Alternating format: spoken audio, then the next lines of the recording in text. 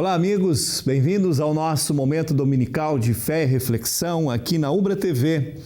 Quero começar com uma pergunta. Você conhece o Deus verdadeiro ou esse Deus é desconhecido para você? Esse será o tema de nosso encontro de hoje. Está começando o programa Toque de Vida. Fique com a gente. Eu sou o pastor Dyson da Congregação Castelo Forte de Canoas e capelão do Hospital Universitário. E é com muita alegria que convido a você para refletirmos sobre duas passagens bíblicas. A primeira, o Salmo 121, um salmo de consolo e conforto, e a segunda, uma passagem bíblica que encontramos em Atos dos Apóstolos, capítulo 17, versículos 16 até 31, onde o apóstolo Paulo fala aos cidadãos da cidade de Atenas. Convido você para me acompanhar nessa reflexão. Venha conosco.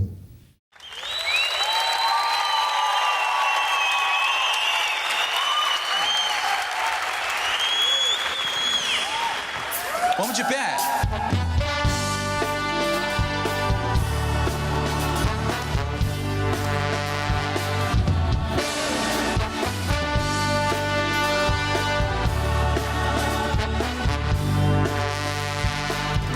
Olá comigo. Uma nova vida me deu no momento em que reviveu. A morte não pôde deter. Jesus nesse nome há poder. Tudo que era velho passou. Nova.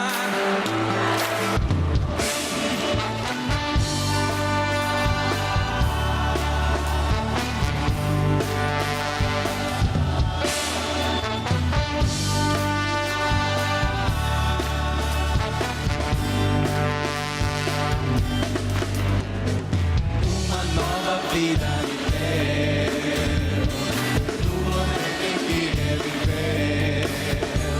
A morte não pôde deter. Jesus nesse nome, sem poder. Que era velho passou. Nova criatura comigo me quebrou como um laço, me remodelou, me fez. A vida começou outra vez. Não sou eu que vive, Jesus vive em mim. Eu quero amá-lo até o fim.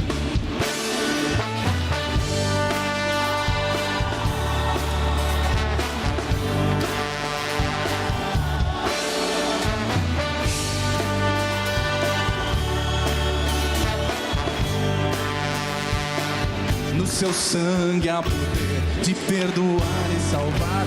Uma palavra lhe basta para operar. Ele consola, ele cura, ele faz levantar. Só ele é Deus soberano, igual a ele não há. Me quebrou, me refez. A vida começou outra vez. Não sou eu quem vive, Jesus vive em mim. Eu quero amá-lo até o fim.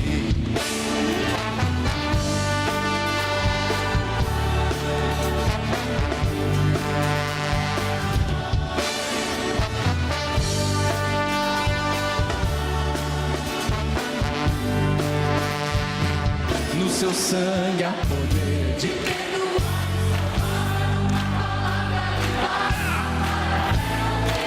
Ele consola, ele cura. Assim me quebrou como um vaso, me remodelou, me refez. A vida começou outra vez. Não sou eu quem vive, Jesus vive em mim. Eu quero amá-lo até o fim. Eu quero amá-lo até o fim.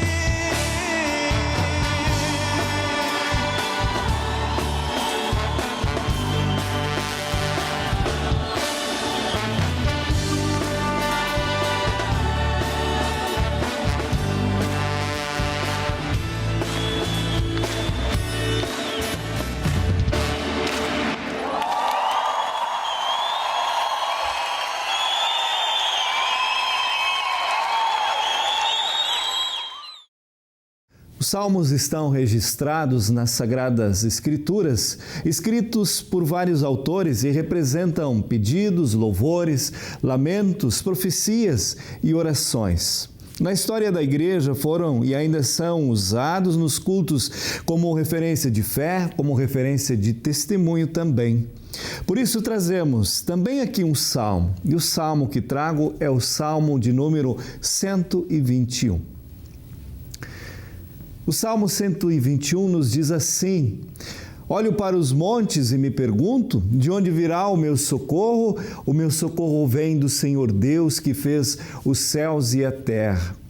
Ele é o seu protetor, está sempre alerta e não deixará que você caia. O protetor do povo de Israel, e nunca dorme nem cochila. O Senhor guardará você, Ele está sempre ao seu lado para protegê-lo. O sol não lhe fará mal de dia, nem a lua de noite. O Senhor guardará você de todo perigo, Ele protegerá a sua vida. Ele o guardará quando você for e quando voltar, agora e sempre. Esse salmo nos convida a buscar nosso socorro em Deus verdadeiro, poderoso, Criador do céu e da terra. Nos convida para refletirmos sobre a fonte de todo o poder, sobre de onde buscar socorro em tempos difíceis. Tempos difíceis como aqueles que enfrentamos seguidamente em nossa vida, preocupações diante de problemas de saúde, desemprego, problemas financeiros, perdas, luto, diante também de problemas existenciais. Diante disto, então, o Salmo nos convida a elevar os nossos olhos e perceber onde encontrar refrigério para a alma, consolo para a mente aflita e esperança para o futuro. E não só para o futuro aqui nesse mundo, mas para um futuro num lugar chamado eternidade. Esta é a mensagem central da Sagrada Escritura. Vida que começa aqui, sob os cuidados de Deus, que se estende em direção a um tempo chamado eternidade. Vida guardada nesse mundo, desde que viemos a Ele, bem como em nossa saída dele. Que este salmo te fortaleça. Fortaleça você diante dos teus desafios. Amém.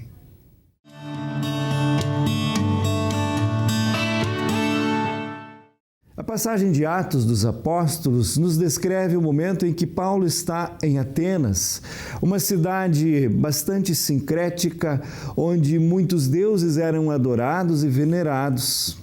Quero ler o texto para você. Texto de Atos, capítulo 17, versículos 16 a 28, nos dizem assim: enquanto estava esperando Silas e Timóteo em Atenas, Paulo ficou revoltado ao ver a cidade tão cheia de ídolos. Ele ia para a sinagoga e ali falava com os judeus e com os não-judeus convertidos ao judaísmo. E todos os dias, na praça pública, ele falava às pessoas que se encontravam ali. Alguns professores, epicureus e alguns estoicos discutiam com ele e então perguntavam: o que é que esse ignorante está querendo dizer? E outros comentavam: parece que ele está falando de deuses estrangeiros. Diziam isso porque Paulo estava anunciando Jesus e a ressurreição. Então eles o levaram a uma reunião na Câmara Municipal e disseram: gostaríamos de saber que novo ensinamento é esse que você está trazendo para nós? Pois você diz algumas coisas que nos parecem esquisitas e nós gostaríamos de saber o que elas querem dizer. É que todos os moradores de Atenas e os estrangeiros que viviam ali gostavam de passar o tempo contando e ouvindo as últimas novidades. Então Paulo ficou de pé diante deles, na reunião da Câmara Municipal, e disse: atenienses, vejo que em todas as coisas vocês são muito religiosos. De fato, quando eu estava andando pela cidade e olhava os lugares onde vocês adoram seus deuses, encontrei um altar em que está escrito: ao Deus desconhecido. Pois esse Deus que vocês adoram sem conhecer é justamente aquele que eu estou anunciando a vocês. Deus que fez o mundo e tudo aquilo que nele existe é o Senhor do céu e da terra. e não mora em templos feitos de seres humanos. E também não precisa que façam nada por ele, pois ele mesmo quem dá a vida a todos, respiração e tudo mais. De um só homem ele criou todas as raças humanas para viverem na terra. Antes de criar os povos, Deus marcou para eles o lugar onde iriam morar e quanto tempo ficariam lá. Ele fez isso para que todos pudessem procurá-lo e talvez encontrá-lo, embora ele não esteja longe de cada um de nós, porque, como alguém disse, nele vivemos, nos movemos e existimos. Queridos amigos, Atenas dos dias de Paulo e o Brasil de nossos dias têm muito em comum. Assim como os atenienses, os brasileiros também, em todas as coisas, são muito religiosos, mas de tantas religiosidades, tantas religiões e até mesmo tantos cristianismos, que também nós, a exemplo do que Paulo encontrou em Atenas, vivemos em meio a muitos deuses, sendo que o único Deus verdadeiro continua sendo um Deus desconhecido para muitos. Existe uma frase muito usada, muitas vezes ditas, que é assim: todas as religiões falam de Deus e por isso todas elas são boas. Até não se concorda que o espiritismo, o islamismo ou o hinduísmo e o cristianismo falem de um mesmo Deus. Mas quando o assunto é denominações cristãs, como a Igreja Católica, Luterana, Assembleiana, Igreja Universal da Graça, então em muito se concorda que o Deus dessas denominações é o mesmo Deus, o Deus único e verdadeiro, o Criador do universo, que nos é revelado pela Bíblia Sagrada. Contudo, a verdade é que existem muitas diferenças, mesmo entre estas, sendo pregados deuses diferentes, enquanto o Deus verdadeiro fica muitas vezes desconhecido, como disse Paulo em Atenas. Há tempos atrás, isto é, lá perto de 1950, no início do século XX, o catolicismo praticado no Brasil mantinha a maioria do povo em torno de uma crença religiosa muito unificada, que mantinha todos em torno de uma mesma forma de crer. Só que a partir daí tudo começou a mudar. Isso se deve, em grande parte, mesmo que não exclusivamente, à promessa da ciência, que dizia que ela traria todas as respostas, entre elas de onde viemos e para onde vamos. Muitos escritores, então, afirmavam que as religiões iriam acabar. Não seriam mais necessárias, pois a ciência daria todas as respostas. Ao mesmo tempo em que a humanidade buscou as respostas na ciência, ela ficou mais individualizada, mais focada no indivíduo, no eu. Porém, a ciência não trouxe todas as respostas, não conseguiu cumprir sua promessa de explicar a tudo e não conseguiu responder com clareza nem de onde viemos, nem para onde vamos. Pelo contrário, a ciência só conseguiu mostrar o quanto tudo é complexo, seja naquilo que é grande, como no espaço, seja naquilo que é pequeno, dentro de um átomo ou dentro de uma célula. Então o homem voltou a buscar na religião aquilo que a ciência não conseguiu responder. Mas não mais em um Deus coletivo, mas individualista, que resolvesse o problema de cada um, sem olhar muito para os lados, tipo a minha doença, a minha falta de dinheiro, a minha falta de felicidade. E esse é o campo religioso brasileiro nesses tempos de hoje, que muitos chamam de pós-modernos. Lá por 1960, começaram então movimentos religiosos diferentes daqueles que estavam presentes na nossa sociedade. O primeiro foi o pentecostalismo. Ele apareceu muito em meio a um povo onde havia o que podemos chamar de um catolicismo devocional. Não um catolicismo de ir à missa todo domingo, mas de devoção aos santos, de pedir aos santos para que intercedessem diante de Deus a favor dos fiéis. Essa religiosidade tornava Deus muito distante, sempre tinha que ter alguém para interceder em favor do fiel. Então, o pentecostalismo veio como uma proposta que aproximava Deus de cada pessoa, prometendo uma experiência religiosa direta com o Espírito Santo. Então vieram os dons de línguas, o batismo no Espírito e as curas, os milagres realizados dentro das grandes igrejas. As igrejas pentecostais também focavam muito na conduta da pessoa. Não se podia beber, fumar, dançar. Todos deveriam sempre andar bem vestidos. Nessa época, anos 60, 70, ser um pentecostal era ser bem visto por alguém que dava um emprego. Afinal, os pentecostais não participavam de passeatas, nem de protestos, nem de festas exageradas, mas, pelo contrário, eram comedidos e muito responsáveis. Depois, lá pelos anos 2000, surgiu então o neopentecostalismo. A principal característica do neopentecostalismo são as enormes igrejas, não congregações organizadas com um hall de membros devidamente registrados, mas igrejas enormes em lugares de grande circulação de pessoas. Nessas igrejas, não havia preocupação em trazer a pessoa de volta na semana seguinte, mas a preocupação muito mais voltada ao aqui e ao agora. Esses exemplos nos mostram um pouco do cenário religioso que vivemos hoje. Não falamos das diferenças entre religiões, diferenças entre espiritismo, islamismo, cristianismo, mas apenas das diferenças entre correntes religiosas dentro do próprio cristianismo. E encontramos as igrejas tradicionais, mais antigas, os pentecostais, os neopentecostais e ainda a ciência, que para muitos também é uma religião. E nesse cenário, que muitas pessoas procuram então a resposta para suas angústias, e muitos voltam frustrados porque não encontram o Deus verdadeiro.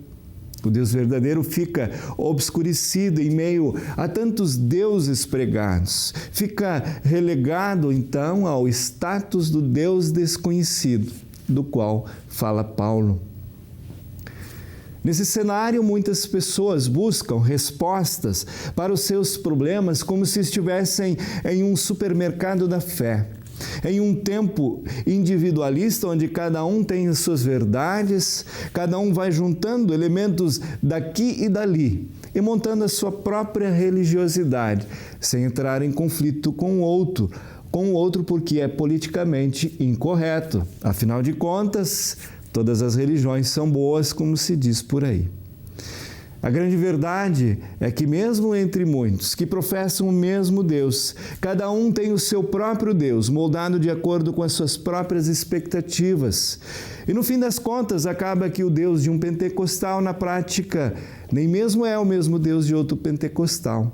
O Deus de um católico nem mesmo é o Deus de um outro católico. E por que não dizer, o Deus de um luterano nem sempre é o mesmo Deus de outro luterano. Em meio a tantos deuses, nos encontramos então, em certo sentido, em meio a uma Atenas, em que o verdadeiro Deus permanece, o Deus desconhecido. Assim como Paulo, de certa forma também nós nos encontramos proclamando o Deus desconhecido, o Deus que se revelou em Jesus Cristo para a salvação de todos, mas que permanece desconhecido em meio a tantas concepções que foram se formando. Por isso proclamamos o Evangelho, não de uma religiosidade em que se busca a Deus para as pequenas expectativas individuais, mas de um Deus que busca o ser humano para lhe oferecer aquilo que é eterno. Proclamamos um Deus que não vende as suas bênçãos, mas que as dá de graça. Proclamamos um Deus que aceita a todos pelo amor de seu Filho Jesus Cristo, que carregou todos os nossos pecados sobre a cruz e tornou a todos dignos de suas bênçãos, não por mérito nosso. Proclamamos um Deus, Jesus Cristo, que não precisa de intermediários, Ele mesmo disse: vinde a mim quando vocês estiverem cansados de carregar as suas pesadas cargas e eu vos aliviarei. Proclamamos um Deus que é gracioso, próximo a cada um de nós, próximo a mim, próximo a você, que está ao nosso lado todos os dias, não habita em templos, um Deus que estabelece comigo e contigo uma relação muito íntima, individual, que se doa através da ceia, sob o pão e o vinho. Proclamamos um Deus que nos conhece tão bem a ponto de nele vivermos, nos movermos e existirmos, como afirma Paulo. Querido amigo, querida amiga, você conhece o Deus verdadeiro? O Deus verdadeiro de perdão, amor e graça? Esse é o Deus que convida você a buscar nele o socorro. O Deus que fez os céus e a terra, que não permite que teus pés vacilem. O Deus que te guarda como uma sombra à tua direita, que te guarda a tua saída e guarda a tua entrada desde agora e para sempre. Então, querido amigo, querida amiga, que este Deus se torne cada vez mais conhecido em tua vida. Amém.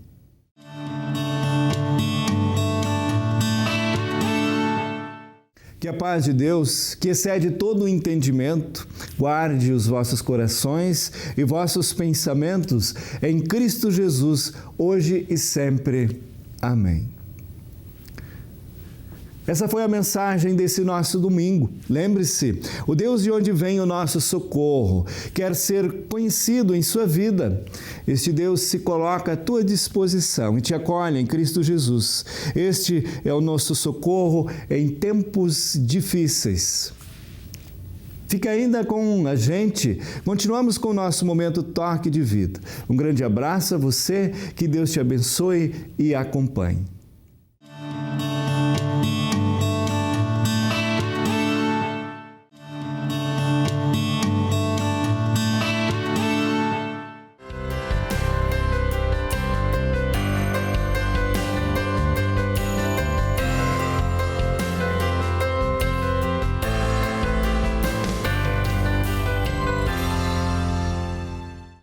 Você teve um momento de oração antes do intervalo, agora é nosso bloco, nossa roda de bate-papo sobre fé cristã e luta, aproveitando aí o feriado de finados para falar sobre esse assunto importante.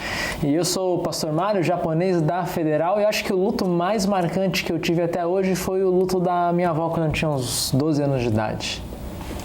Bom, eu sou o Max, trabalho também na obra, é um prazer estar com vocês e eu posso dizer que 22 anos depois eu ainda tenho saudade da minha mamãe. Eu sou o pastor Clécio, pastor aqui em Canoas, e realmente esse tema do luto ele mexe bastante com a gente, né? Faz a gente lembrar, especialmente na volta do feriado de finados, faz a gente lembrar dos entes queridos que partiram. A saudade volta, não tem como não voltar, né? Sou o pastor Maicon de Porto Alegre e eu tenho duas marcas assim, fortes. Do meu avô, que fazem 22 anos que ele faleceu, e um luto um pouco diferente, mas quando a minha esposa perdeu o nenê ainda na barriga, mas foi um processo de luto também que nós vivenciamos. E é um assunto que a gente precisa falar, né? Meio tabu falar um pouco sobre morte e luto, né? Mas a verdade é que todo mundo ou passou, ou está passando, ou vai passar por luto, ou vai causar um luto. No caso de uma criança que morre, nunca passou por luto, mas ela vai causar isso na vida dos que ficaram, né? O pastor Max talvez teve a perda maior, que foi a mãe daqui entre nós, talvez, né? Ou você, de um filho, né? De um bebê, também um luto muito grande, né? Foi assim, não chegou a nascer, né? Mas para nós já foi... Conta como, já considerávamos, né? E acho que é bom lembrar, assim, que nos consola, né? Bom lembrar que Jesus também teve luto, né? Ele passou pelo luto de Lázaro, a Bíblia diz que ele chorou ali no versículo 35 de João capítulo 11, né? E Jesus causou luto também, os discípulos ficaram consternados, enlutados ali com a morte dele, né? Na cruz. Então o luto também faz parte da história de Jesus e da igreja. E daí talvez tenha um dos primeiros pontos importantes, né, desse tema, né, Fukui? Você fala do tabu, né? É essa tranquilidade que a gente tem que ter de que chorar e sofrer diante da morte de alguém é plenamente natural, né? De maneira nenhuma o choro deve ser entendido como uma falta de fé, uma falta de confiança no que Deus prometeu fazer da nova vida, né? E nesse sentido, a história de Jesus para mim é emblemática, né? Um dos menores versículos da Bíblia que está ali, né? Não é o menor porque tem o menor no Antigo Testamento, mas é um dos menores. Jesus chorou, né? E o interessante é que ele chorou pela morte do Lázaro. E Jesus ia fazer o que depois com Lázaro? Iria ressuscitá-lo. Mas ele mesmo assim chorou porque naquele momento a vida, e Deus é um Deus da vida, a vida estava sendo agredida. Então a morte sempre vai ser uma agressão ao plano de Deus para nós. A gente chora por saudade, não por falta de fé mesmo, né? Justamente, a dor, né? Justamente, né? Isso precisa estar bem tranquilo na nossa mente. Toda essa situação, né, da perda, né, e da própria morte em si, não tem como tu não reagir diante daquilo ali, né? Você precisa ter uma reação. De alguma maneira você vai externar isso, né? E como é que tu faz, né? A dor gera, o choro gera todo esse envolvimento emocional nessa hora da perda. E você precisa viver, né? Isso não tem como fugir. Se você não vive na hora, em algum momento depois você precisa trabalhar. E como não é algo natural, né?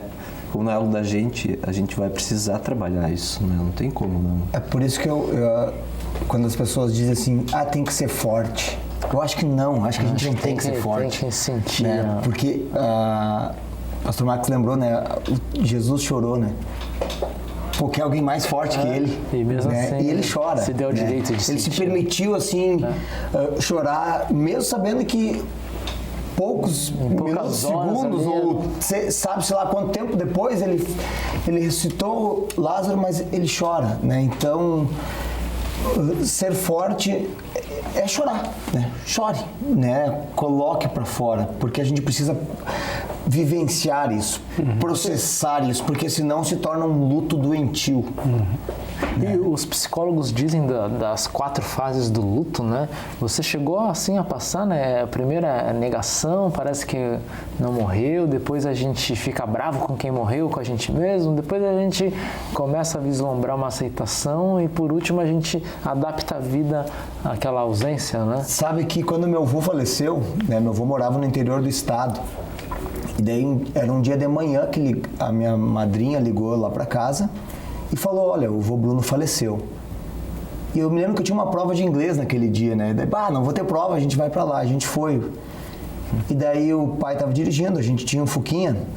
E eu fui no banco de trás. E eu me lembro que eu pensava assim, mas eu não vou nem chorar. Pai, eu gostava muito do meu avô e eu não vou nem chorar. E eu era guri, né? E assim, eu pensava, mas que estranho, eu não tenho sentimento nenhum não tenho sentimento nenhum pelo meu avô. E a gente chegou lá, era na igreja, o que ia ser o velório. E eu cheguei, encontrei minhas primas, a gente ficou brincando, conversando, tudo. E daí assim, quando veio o caixão, o carro, né? Ali caiu a ficha. Ali caiu a ficha, né? Então, de certa forma, eu tive esse processo do luto em situações não longas, né? Mas, meu avô não morreu, eu não vi, né? Foi só uma ligação. Daí quando eu vi ali, eu me entristeci porque, assim, eu não fui ver meu avô no hospital. Porque minha madrinha, uns 2 dias antes, falou assim, não, o avô melhorou bastante, né? Que idade tu tinha nessa época? O vô faleceu em 98, eu tinha 16 anos, 16 para 17 anos. Já era maduro. Eu não era mais criança, né? Mas assim, o vínculo que eu via meu avô 2 vezes por ano, né? Nas férias de janeiro, que eu ficava geralmente uns 20 dias, e nas férias de julho, que eu ia lá uns 5 dias. A gente nota, assim, muitas vezes aquela preocupação de livrar as crianças desse momento, né? De não vamos fazer ele passar por isso, de ver o vô, ou quem quer que seja ali morto, né, no caixão. Mas eu acredito que a gente precisa vivenciar isso. Porque isso é uma coisa natural. Esse é o momento de você ampliar o teu horizonte e perceber que existe um momento que vai terminar e como é que a gente lida com isso. O importante é tratar com naturalidade, né? Ao mesmo tempo que a gente está aberto para a criança poder estar presente, mas também não forçá-la a fazer coisas que ela não sente a vontade de fazer, né? A tocar, isso, às vezes tem isso, vai lá e dá um beijo na tua avó, e ela não está à vontade de fazer isso, então não força, as coisas precisam ser, se ela quer ir lá dar um beijo, ela vai, se ela quer ficar olhando, ela fica. Mas eu acho que ela precisa vivenciar isso, porque... Tu vai dizer o quê? Né? O que virou estrela, virou pó. O vô tá no hospital. E daí não sai nunca do hospital. Né? Então, acho que precisa sim. Como vai lidar com isso, a forma ali, mas... E uma das certezas que a gente tem, né? Assim, que... Ok, Jesus pode voltar antes de a gente estar vivo, mas a morte é o fim para todos. Né? Bichos morrem. Plantas morrem, né? Seres humanos morrem. E daí uma coisa que eu acho que a gente pode dizer que é importante também, né? Como a criança enfrenta, às vezes isso vai depender também, obviamente, sempre da relação que ela tem, né? Mas é importante, né? E pensando, por exemplo, quando a mãe ou o pai falece e a criança ainda é muito pequena, né? Obviamente que aquilo vai impactar a vida dela. Mas para que as pessoas cresçam saudável, o que elas precisam é de um ambiente amoroso ao redor delas, né? Então, a criança tem todas as condições de poder continuar a sua caminhada e ter uma vida muito feliz. Né? O que às vezes as pessoas não se dão conta é que o que mais marca a criança não é a morte em si, mas o que acontece depois, como ela é tratada, que procedimentos aqueles que vão cuidar têm com ela, né? O foco eu entendo que é isso, né? Obviamente que ela precisa de carinho, de atenção e precisa de um ambiente amoroso e seguro, né? Mesmo quando a pessoa que faleceu é bem próxima dela. E ela vai ter as condições emocionais e psicológicas de seguir com a sua vida, vai ter saudade, tudo mais, obviamente, mas seguir de maneira saudável a sua vida depois. É verdade. Né? O Fukui perguntou antes, né, sobre ou mencionou da minha experiência, né, com a minha mãe, então de repente eu posso mencionar algumas coisas, né, sobre o dia do falecimento dela. Eu tinha 20 anos quando a minha mãe faleceu, minha mãe já estava num período de doença longo já. Eu não me lembro, talvez as pessoas perceberam em mim, porque a gente não se percebe. Eu não percebi em mim os sentimentos de raiva ou de negação, né, o que eu percebi realmente foi uma profunda tristeza. Eu estava no hospital com ela estava em coma já. E eu me lembro que ela começou a ficar com a orelhinha roxa e tal, eu achei estranho aquilo, parece que ela começou a ficar roxa, aí logo me deu a compreensão de que ela estava faltando oxigênio para ela, né? Então eu corri, chamei o médico, aí o médico veio, o médico atendeu, olhou e ela faleceu, tinha falecido ali. Tu estavas ali junto? E eu estava junto ali, eu não estava entendendo muito bem, porque né? E o médico saiu, eu falei, e aí médico, o que aconteceu? Me diz uma coisa, porque ele não falou nada, e daí ele falou, né? A sua mãe faleceu, né? Então aí veio a realidade, e com a realidade veio o choro, e eu chorei copiosamente. Eu morava numa cidade pequena, então eu fui para avisar os meus tios, e no caminho fui chorando, e encontrei com a minha tia que vinha para visitar minha mãe, e daí ela já me viu chorando, já sabia o que aconteceu. Então foi isso assim, foi uma tristeza, né, tremenda, né? Eu me lembro que depois no velório, o pastor da minha congregação não estava na cidade, ele estava viajando, aí veio um pastor de outra cidade, né? E ele me abraçou assim e perguntou, e aí Max, como é que tá? Né? E eu me lembro da minha resposta para ele, eu disse assim, pastor, dói de um jeito que eu não sei dizer para você como dói, não sei. Mas uma coisa eu te digo, eu não estou desesperado. Né? Eu tenho a consciência que eu não estou aqui dizendo adeus para minha mãe como se nunca mais eu fosse vê-la. Eu estou dizendo um tchau que dói muito. Mas eu não estou desesperado, eu sei que eu vou vê-la de novo. Tem a certeza do reencontro. Né? Isso foi muito importante para mim. Sabe que isso assim, quando a gente perdeu o bebê, né? Alguns dizem que é um aborto, né? Foi um aborto espontâneo, mas o conforto que nós recebemos foi da nossa filha mais velha, né? A gente sempre fazia oração de noite e ela sempre orava. Papai do céu abençoe a mamãe, o papai, a mana grande e o bebê, né? E daí eu me lembro que a gente foi para o hospital, minha esposa teve sangramento e constatou que ela teve, assim, não tinha mais batimentos. E no carro a gente, assim como a gente, quando soube, a gente orou, agradecendo a Deus, a gente no carro, eu lembro que a gente só orou, chorando, dizendo assim, Senhor, eu não sei o porquê, mas está nas tuas mãos. E daí a gente chegou em casa, né? E aí? Agora a Lívia vai perguntar da mana, né? E na oração de noite, daí ela fez a oração, abençoe mamãe, papai, a mana grande e o bebê, e a gente falou assim, filha, agora não tem mais bebê, tu é o nosso bebê de novo. Daí o conforto veio dela quando ela disse assim, pai, depois vem outro bebê. Deu. Sabe, a gente ficou preocupado como é que a gente ia tratar ali, né? Porque ela criou aquela expectativa da mana, né? Do bebê que ia vir. Então, o conforto veio ali, né? De uma forma inesperada, né? Então, isso foi, assim, não negar a criança, né? Não negar ao jovem, ao adolescente, né? A quem perde alguém, né? Na singeleza, na simplicidade dela, ela acaba com muito mais maturidade lidando com aquilo, né? Gente, eu quero convidar vocês para a gente dar uma olhadinha. Tem um testemunho bem interessante do Papa Francisco a respeito desse tema. Vamos dar uma olhadinha no testemunho dele para a gente poder conversar um pouco a respeito também. Quarta-feira, dia de audiência geral no Vaticano. Como de costume, o Papa ingressou de papamóvel na Praça São Pedro para, assim, ter a oportunidade de saudar de perto os cerca de 25 mil fiéis oriundos de várias partes do mundo. Do Brasil estavam presentes os membros do Movimento de Reintegração das Pessoas Atingidas pela Hanseníase e do Instituto Dom Helder Câmara.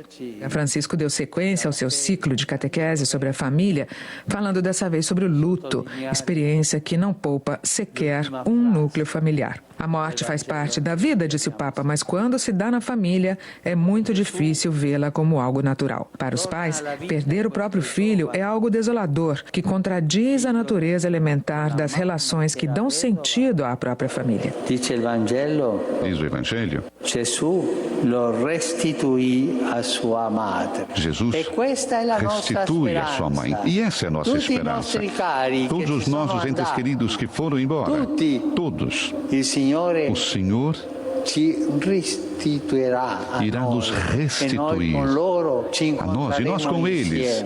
Vamos nos encontrar juntos com esta esperança, e essa esperança não desilude. Vamos recordar bem esse gesto de Jesus. Jesus o restituiu à sua mãe. Assim fará o Senhor com todos os nossos entes queridos na nossa família. E no final da audiência geral, o Papa recordou que, nesta quinta-feira, amanhã, será publicada a encíclica Laudato Si, sobre o cuidado da casa comum. Aqui o Papa está fazendo referência ao texto bíblico, né, que fala do milagre de Jesus, né, da ressurreição que ele fez, né, e acho que é muito significativo isso daí, né, porque a gente sempre olha para o que aconteceu com Jesus como uma projeção maior do que ele vai fazer pelo mundo inteiro, né? E o que aconteceu naquele milagre, ele restituiu aquele que havia falecido, restituiu a vida, restituiu a família, né? E essa ideia de restauração, inclusive da vida, que nós temos como promessa em Jesus, né? Isso tem a ver com o que eu falei antes, né? Quando eu disse que eu não estava desesperado, né? Justamente essa fé, que ela é tão confortadora, tão consoladora, que faz nos olhar para esse momento de tanta dor e tristeza com esperança. É interessante o verbo, né, ali, restituir, devolver, ou seja, Jesus não nos trata apenas como filhos de Deus ali, ele nos trata como, né, no caso, como o pai da Lívia, né, ele nos devolve a família e devolve aqueles que nós amamos, né, então, que dia bonito vai ser esse dia da ressurreição ali. Né? Eu me lembro também agora, o apóstolo Paulo fala em Tessalonicenses, né, não fiquem tristes com relação aos que dormem, né, como aqueles que não têm esperança. E às vezes eu acredito que as pessoas confundem esse termo tristeza, né, e aí diz, não, você não pode ficar triste. Não, cristão não fica triste, mas ali é outra coisa que o apóstolo Paulo está falando, né? Ele está falando de não ter esperança alguma, de morreu, acabou, né? E as pessoas que não têm nenhuma esperança, certamente aquele momento de perda imagina, é uma final, tristeza, né? sem fim. O que a gente poderia dizer assim, né? Ele fala, não fique triste como os que não têm esperança. A gente poderia dizer que ele está dizendo, fique triste como aqueles que têm esperança. Exatamente, é isso mesmo, né? Então, quando tu trazes esse teu relato, né, de que tu não ficou desesperado e tal, é porque você tem essa esperança. Isso. Né? Você espera, né, naquele Senhor que vai restituir, né, a sua mãe, os outros entes queridos, e vai juntar, vai trazer todo mundo junto de novo. Né? Como o Papo fala, né? Eu só acho que a gente também não... a dor cada um sente da sua forma, né? Exatamente. O processo natural nosso é nós enterrarmos os nossos pais. E quando o processo é o contrário, né, de tu enterrar um filho, né, eu acho que essa dor... Eu não gosto, eu nem penso nisso, Marcos. Eu não gosto nem de pensar nisso. Porque assim, deve ser uma das... Não é nem luto, porque, mas aí que tá, né? Daí tu vai dizer pra uma pessoa assim, tu tem que ser forte. Não, chora, sabe? Chora, coloca pra fora isso, porque o processo natural é assim, é eu enterrar meus pais, né? Agora eu enterrar meu filho, e isso deve ser uma das coisas só mais... de pensar nisso eu já começo a chorar, então eu penso também. nisso. Gente, eu quero convidar vocês pra gente ver um outro vídeo da Renate Pribe, ela é de Porto Alegre, psicóloga também, ela vai falar um pouco também com a gente a respeito dessa temática. Muitas pessoas procuram o trabalho voluntário como uma forma de lidar com a perda, com o luto. O trabalho voluntário pode ser um caminho saudável quando ele faz parte de um processo, né, onde a pessoa já se deparou, pensou, refletiu e se permitiu sentir, né, o vazio, a falta, o incompleto, a finitude, para poder então se deparar com a esperança, a vida, o recomeço. Bem interessante, né, o que a Renate nos convida a pensar a respeito, né? Ela fala da necessidade de primeiro nós olharmos, acho que a palavra finitude resume bem, ela utilizou essa mesma palavra, e esse olhar, encarar esse momento como ele é uma maneira saudável de passarmos pelo processo que vai nos levar ao restabelecimento, né? E ela fala do voluntariado, né, na ideia de olhar para o outro, né? De olhar para o outro, né? É interessante isso. É o que Jesus fez também, né? E o que eu entendi, ela começou falando, né? As pessoas procuram o voluntariado para isso, né? Eu senti meio uma palavra de alerta nesse sentido, né? Pode ser um elemento que vai te ajudar no processo, para fazer trabalhos voluntários, por exemplo. Mas você tem que encarar o que aconteceu. Não dá para fugir, né?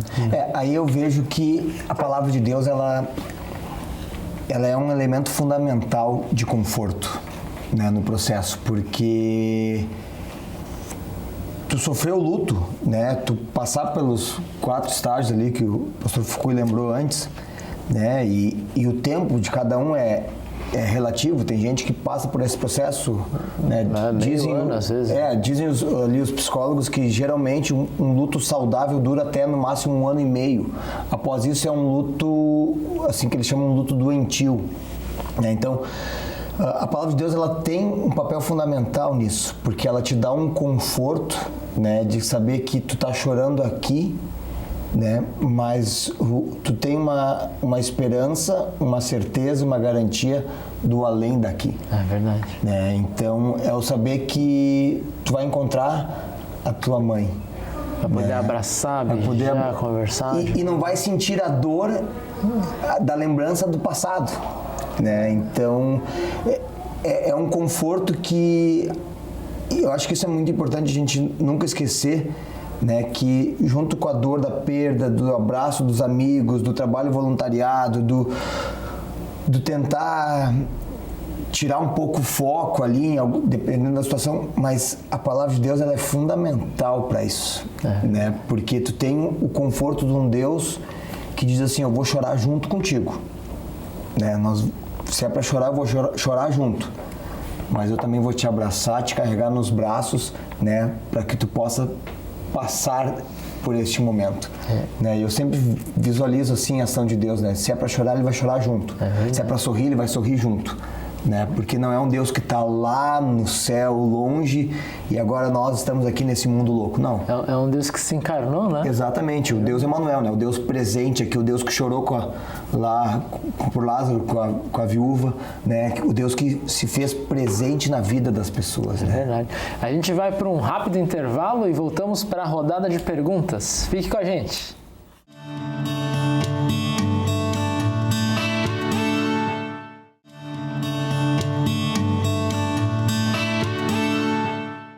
Muito bem, voltamos agora para falar sobre fé cristã em luto, nesse segundo bloco dessa roda de conversa, e vamos direto aí para a primeira pergunta, que é da Andréia Ramires, de Porto Alegre. Oi, eu sou a Andréia, eu moro em Porto Alegre e eu gostaria de saber como explicar para as crianças sobre a morte. Boa pergunta, a gente já falou um pouco, mas vamos ver quem vai reagir aí.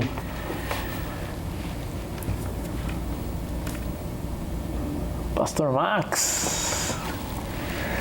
Então, Max, se fosse falar para os seus filhos alguma coisa assim, como que faria? Pois é, a gente, na verdade, eu acho que o essencial, a gente já acabou comentando anteriormente no programa, né? A gente precisa encarar o processo com naturalidade, faz parte da nossa existência, né? Eu entendo que não ajuda nós ficarmos inventando historinhas, virou uma estrelinha, aconteceu isso ou aquilo. Até mesmo dentro da fé cristã, nós temos que ser cuidadosos com as frases que nós utilizamos, né?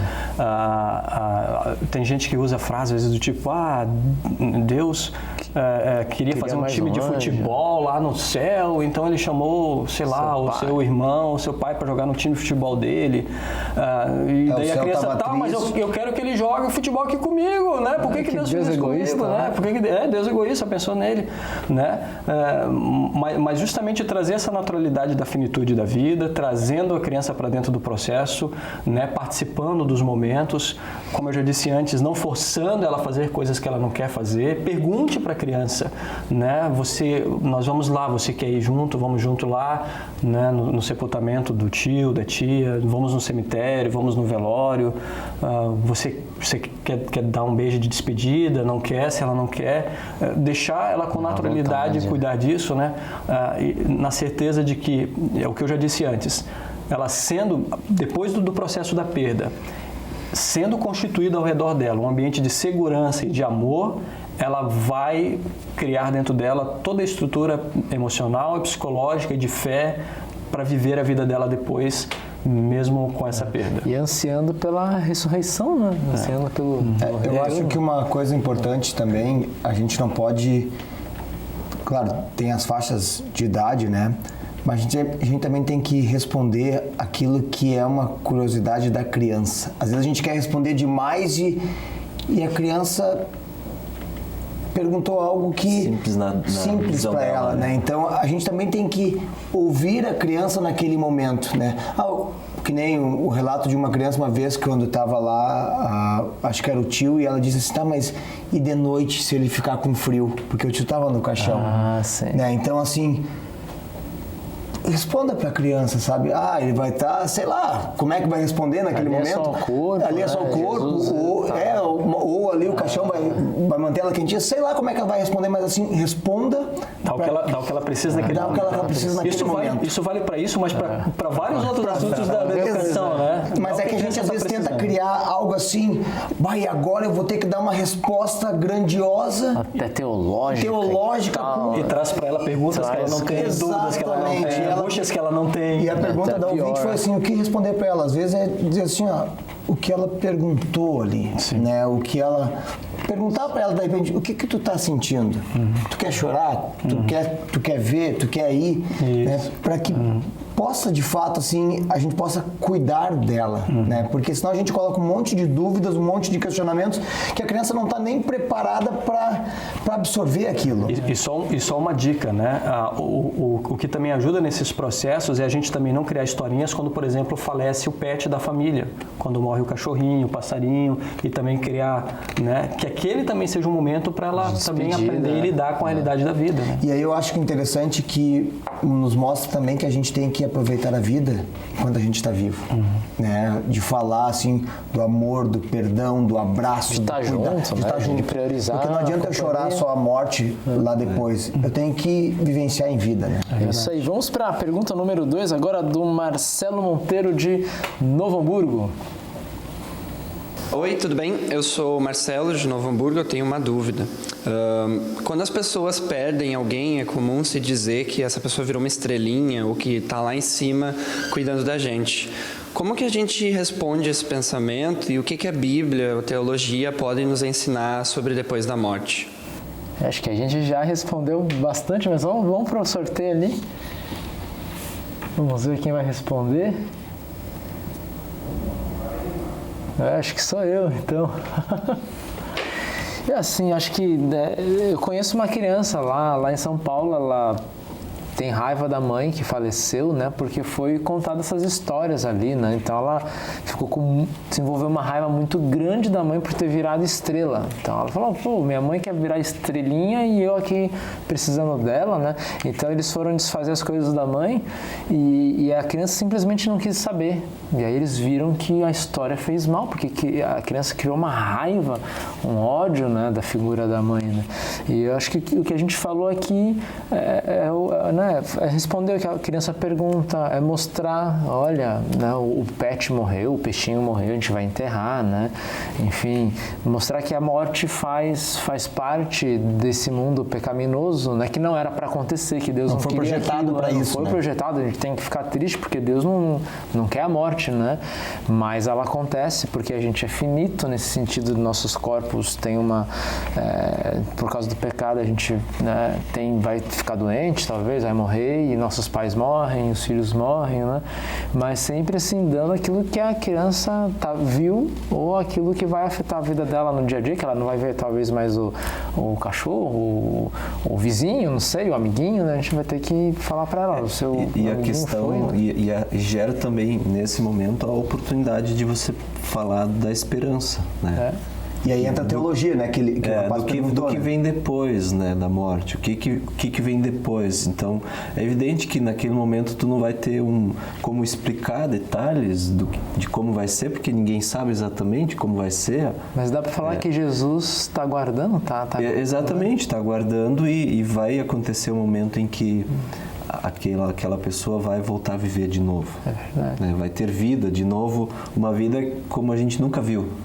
E eu acho que a gente só tem que ter um cuidado, desculpa, Fukui, que às vezes a gente pode também dizer assim, vai ter uma vida, a pessoa vai voltar e criar aquela expectativa errada. Que amanhã... isso vai acontecer. Não, tu tem o processo, né, ali, o tempo de Deus, na ressurreição dos mortos, né, mas claro que isso não é o momento ali. Tá com Jesus, é o dizer assim, o final, ali, a morte, né, tu tem agora a presença de Deus, né? A companhia de Deus. Claro, a gente está falando dos que creem, né? Então, isso é um conforto, mas a gente só tem que, às vezes, cuidar, porque, principalmente com menores, com crianças... É imediato, É aquela coisa, tu vai encontrar ele, opa, então eu vou para casa, eu vou dormir, amanhã eu vou acordar e vai tudo voltar ao normal. Não vai voltar ao normal. Eu acho que pode apontar ali, tem a figura da Nova Jerusalém, as crianças entendem, né, da cidade que está lá no céu. A gente pode dizer, quando Jesus trouxer a Nova Jerusalém, todo mundo vai para lá e aqueles que morreram também vão ressuscitar como ele ressuscitou e a gente vai todo mundo junto, né? Aqui tem essa noção muito forte, porque a gente enterrou um peixinho quando ela era bem pequena, depois a Nica morreu, a nossa cachorra, né? Então ela fica olhando às vezes para o céu e vê umas nuvens assim diferentes e pergunta, Nova Jerusalém está vindo, a gente vai ver a Nica, vai morar, e na ideia dela vai morar todo mundo junto, né? Os avós de São Paulo daqui, na ideia dela vai ficar todo mundo vizinho, né? Então ela anseia assim por esse retorno, né, de Jesus, e a gente até comete heresias de dizer, não, Jesus vai ressuscitar a Nica, o peixinho, para ela ter ideia desse retorno, né, da ressurreição. Acho que com criança a gente pode... O Papa Francisco falou isso, né, que a gente pode falar que os animais vão ressuscitar também, né, para ela entender a ressurreição. Pois é, o nosso programa, a gente está com pouco tempo, mas teria uma coisa que eu gostaria de partilhar ainda com vocês. Como eu falei para vocês, eu cresci no Pará, minha mãe faleceu lá, mas naquela época eu já estava estudando no Rio Grande do Sul, e ela faleceu em fevereiro, e logo em março começavam as aulas na universidade, e eu retornei para as aulas, né? E numa das coincidências da vida, justamente naquele semestre, tinha uma disciplina sobre desenvolvimento humano que tratava justamente sobre questões ligadas à morte. E eu me lembro então que teve uma aula que a professora estava falando sobre isso e eu precisei ir ao banheiro, fui ao banheiro e voltei. E quando eu voltei para a sala de aula, eu tive a nítida impressão, estavam falando de mim. Mas eu fiquei quieto, a professora desconversou, a aula terminou e daí no final da aula eu perguntei para um amigo meu, cara, me diz uma coisa, vocês estavam falando de mim aquela hora, não estavam? Né? Daí ele falou assim, Max, a gente estava falando mesmo, né? A gente contou para a professora que fazia pouco tempo que a tua mãe tinha falecido e tal, e a gente ficou se perguntando se tu já tinha superado a morte da tua mãe. Aí eu virei para esse amigo assim e falei, cara, me diz uma coisa, o que é superar a morte de uma pessoa? Aí ele ficou quieto, não soube o que dizer. Aí eu falei, superar a morte de uma pessoa e esquecer dela? Então eu não superei a morte da minha mãe ainda. Eu falei, superar a morte de uma pessoa é não ter mais saudade dela? Não superei a morte da minha mãe ainda. Superar a morte de uma pessoa quando está acontecendo uma coisa bem legal e você se sentir triste porque ela não está presente, é isso que não superei e nem vou superar. Mas se superar a morte de uma pessoa apesar de ela não estar mais presente fisicamente, você continuar vivendo a sua vida, buscando os seus sonhos, né? E aquilo que você quer alcançar, porque na verdade é isso que ela queria para mim, né? Se isso é superar, então estou superando, cara. Estou aqui a 4.000 quilômetros longe de casa, buscando um sonho que é meu e que era dela também, né? E a vida continua, né? Então, essa é uma perspectiva que eu gostaria de partilhar aí também com quem está nos assistindo, que está nos ouvindo, de buscar essa superação. A dor vem, o sentimento vem, ele te acompanha, a saudade bate. A saudade continua. Mas a vida continua, as coisas vão seguindo o seu caminho, vão se encaixando, os teus sonhos, as tuas realizações, família nova, filho, né?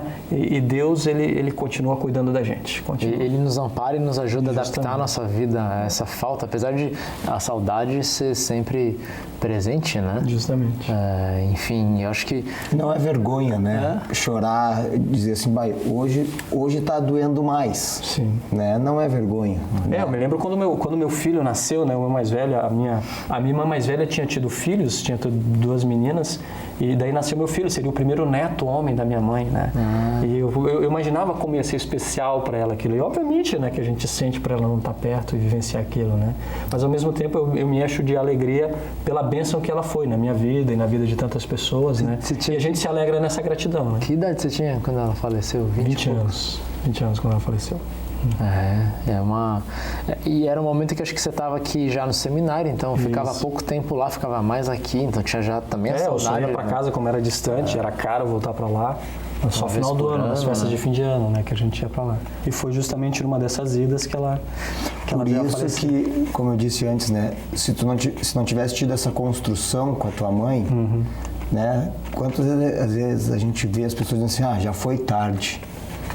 Que tristeza isso, né? Agora, assim, a gente lembrar e dizer assim, puxa, que saudade me dá, né? Porque viveu coisas boas. Porque construiu algo bom, né? Exatamente, né? E além disso também viveu o amor de Deus ali, né? No seio da família, né? Isso é espetacular, né? E acho que cada um de nós tem uma vivência, né? Mas acho que no seu caso a mãe te teve do seu lado sempre, né? Foi pai e mãe. Isso, ela foi meu pai e minha mãe, eu não fui criado junto com meu pai, então ela sempre foi a estrutura da minha família e não só da minha família mais próxima ali, como a da maior também, né? Então, com certeza, ela foi uma bênção de Deus e a gente agradece a Deus por ela. Mas um dia você vai ver ela de novo, como todos nós vamos ver aqueles que partiram, né? Vamos conhecê-la. Isso aí. Exatamente. Um abraço para você de casa, muito obrigado pela companhia. Um abraço. Valeu, gente. Prazer estar com vocês. Valeu. Obrigado pela oportunidade.